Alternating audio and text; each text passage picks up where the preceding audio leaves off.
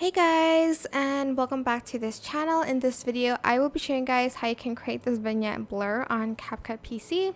So I'm just going to be selecting my video here and I'm just going to copy and paste that real quick.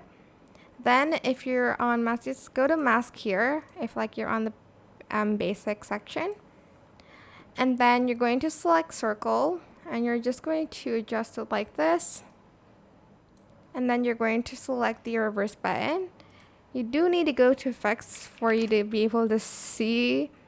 So I'm just going to type in the blur effect and I'm just going to add it to the video, and I'm just going to adjust the blur.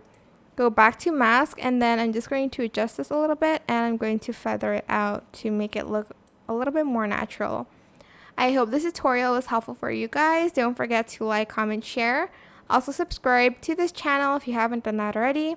If you have any more questions, just leave it in the comment section down below. I will try my best to answer them all for you guys. And if you found this video helpful, please click the thanks button above the description box down below. Thank you so much for watching. Bye.